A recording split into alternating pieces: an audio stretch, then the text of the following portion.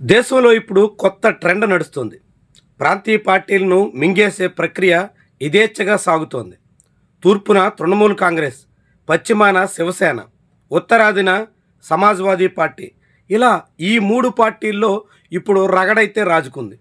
అవసరమైతే చీల్చడం, వీలైతే మెజార్టీని తన వైపు మళ్లించుకోవడం, కాకుంటే ఏదో రూపంలో ఆయా ప్రాంతీయ పార్టీలను బలహీనపరచడం. ఇది ఇప్పుడు యథేచ్ఛగా కేంద్రంలోని బీజేపీ నేతలు సాగిస్తున్న వ్యవహారం. దీనికి తర్వాత ఇప్పుడు సౌత్లో ఏ పార్టీ మీద బీజేపీ గురి పెట్టబోతుంది? చాలా కీలకమైనటువంటి వ్యవహారం. తెలుగు రాష్ట్రాల్లో ఇప్పుడు తెలంగాణలో బీఆర్ఎస్, ఆంధ్రప్రదేశ్లో తెలుగుదేశం, జనసేన ఈ పార్టీలు అత్యంత వనరబుల్గా కనిపిస్తున్నాయి. బీజేపీ వీళ్ల మీద గురి పెట్టడం ఖాయమనే మాట వినిపిస్తోంది. ఆంధ్రప్రదేశ్ రాజకీయాల వరకు చూస్తే వైఎస్ఆర్సీపీని బలహీనపరిస్తే, ఆ పార్టీని పూర్తిగా కాజేసే ప్రయత్నం చేస్తే దాని స్థానంలో కాంగ్రెస్ బలపడే అవకాశాలు పుష్కలంగా ఉంటాయి. వైఎస్ఆర్సీపీ వెనకాల ఉన్నటువంటి కులాల, మతాల సమీకరణ రీత్యా ఈ వ్యవహారం తప్పనిసరి విషయంగా అందరికీ అర్థమవుతుంది. ఇది బీజేపీ నేతలకు కూడా తెలుసు.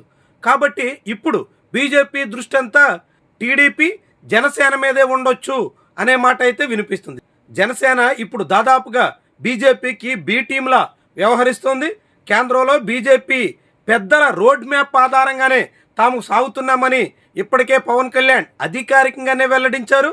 దాంతో జనసేన పార్టీని తనలో విలీనం చేసుకోవడం కన్నా, మింగేయడం కన్నా అది ఒక ప్రత్యేక పార్టీగా కొనసాగుతూ తమకు అనుకూలంగా వ్యవహరించడమే బీజేపీ నాయకత్వానికి ప్రయోజనం.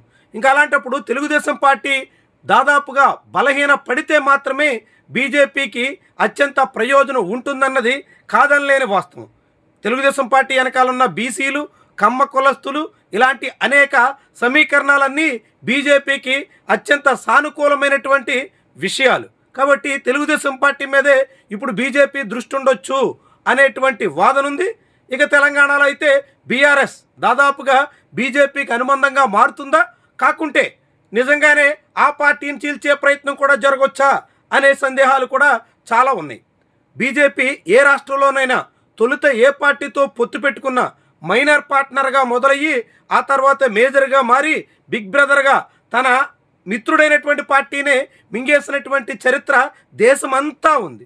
అది తృణమూల్ కాంగ్రెస్ నుంచి మొదలుకుంటే పంజాబ్లో అకాలీదళ్, జమ్మూ కాశ్మీర్లో పీడీపీ, శివసేన, అదేవిధంగా ఒడిశాలో బీజేడీ, హర్యానాలో జేజేపీ, బీహార్లో జేడీయూ, ఇలా అన్ని రాష్ట్రాల్లో తన మిత్రపక్ష పార్టీల్ని క్రమంగా బలహీనపరిచి వాటి వెనకాల ఉన్నటువంటి మొత్తం ఓట్ బ్యాంక్ని వాటిని కూడా కాజేసే ప్రయత్నంలో బీజేపీది అందివేసిన చెయ్యి అని దేశమంతా చరిత్ర చెప్తుంది.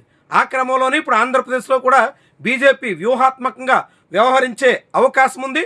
అందుకు ఎస్ఐఆర్ మొదటి అడుగు కావచ్చు అనే మాట కూడా వినిపిస్తుంది. ఎస్ఐఆర్ ద్వారా వైఎస్ఆర్సీపీ వెనక అనుకూలంగా ఉన్నటువంటి ఓట్లను దాదాపుగా తొలగించడం, దాంతోడు తెలుగుదేశం పార్టీని క్రమంగా తన వైపు మళ్లించడం, తద్వారా బలహీన వైఎస్ఆర్సీపీ, తెలుగుదేశం పార్టీ మరింత కుదేలు కావడం, ఈ రెండు కారణాలతో బీజేపీ కూడా ఆంధ్రప్రదేశ్లో బలపడే ఎత్తుగడకు వచ్చేస్తుందా అనే మాట అయితే వినిపిస్తుంది. ఇలాంటి ఎత్తుగడే తమిళనాడులో బీజేపీ అనుసరించింది. కానీ అక్కడ అనూహ్యంగా డిఎంకే బలహీనపడినప్పటికి కూడా ఆ స్థానంలో తన మిత్రపక్షం అన్నా డిఎంకే బలపడాలని బీజేపీ భావిస్తే మధ్యలో టీవీకే హఠాత్తుగా మొత్తం విషయాన్ని తన వైపు మళ్లించుకున్నటువంటి వ్యవహారం మనం చూస్తున్నాం. ఇలాంటి తరుణంలో ఆంధ్రప్రదేశ్లో ఏం జరుగుతుంది, ఎలాంటి పరిణామాలు ఉత్పన్నమవుతాయి, తద్వారా బీజేపీ ఎలా తెలుగుదేశం పార్టీని కాజేయాలనేటువంటి, తెలుగుదేశం పార్టీని పూర్తిగా తనకు బీ టీమ్గా మార్చుకునేటువంటి దిశలో వేస్తున్నటువంటి అడుగులు ఎటు మళ్ళితే ఇవన్నీ చూడాల్సి ఉంటుంది. ఈస్ట్, వెస్ట్, నార్త్ తర్వాత సౌత్లో టీడీపీయే కాబట్టి తెలుగుదేశం పార్టీ భౌతవ్యం ఎటు మళ్ళబోతుంది, బీజేపీ వ్యూహాలకి ఎలా చిక్కుకుంటుంది, ఆ వ్యూహంలో చంద్రబాబు దాదాపుగా వయోభారం ఇతర కారణాలతో పార్టీలో నారా లోకేష్ పెత్తనం పెరిగినటువంటి తరుణంలో భవిష్యత్తులో లోకేష్ టీం ఎలా బీజేపీ వైపు మళ్ళొచ్చు, ఇలాంటి అనేక ప్రశ్నలు అయితే ఇప్పుడు ఉదయిస్తున్నాయి. తాజా రాజకీయ పరిణామాలు చూస్తే బీజేపీ సొంతంగా పోటీ చేస్తుంది అన్ని రాష్ట్రాల్లో అని అమిత్ షా చెప్పినటువంటి మాటలకు తగ్గట్టుగానే పరిణామాలు ఉన్నాయి. ఇప్పుడు ఆంధ్రప్రదేశ్లో కూడా సొంతంగా పోటీ చేయాలనుకుంటే తెలుగుదేశం పార్టీని పూర్తిగా కాజేయడమే కమలనాథులకు ఉన్నటువంటి మార్గం కాబట్టి అలాంటి ప్రయత్నం చేయొచ్చు అనేటువంటి అనుమానం అయితే బలపడుతుంది. మరి ఏం చేస్తారు, ఎలా ఆంధ్రప్రదేశ్లో బలపడతారు, అందుకు తెలుగుదేశం పార్టీని ఎలా అడ్డు తొలగిస్తారు, ఇవన్నీ కూడా కీలకమైనటువంటి వ్యవహారాలు. మొత్తంగా దేశంలో వివిధ రాష్ట్రాల్లో బలపడి ఆయా రాష్ట్రాల హక్కుల కోసం పోరాడిన ప్రాంతీయ పార్టీల ఉనికినైతే పూర్తిగా కోల్పోయే లేకుండా చేసే ప్రయత్నం అయితే బీజేపీ చేస్తుంది. తద్వారా అధికారాన్ని హస్తగతం చేసుకుని అన్ని రాష్ట్రాల మీద పెత్తనం చేయాలన్న సంకల్పానికి తగ్గట్టుగా అడుగులేస్తుంది.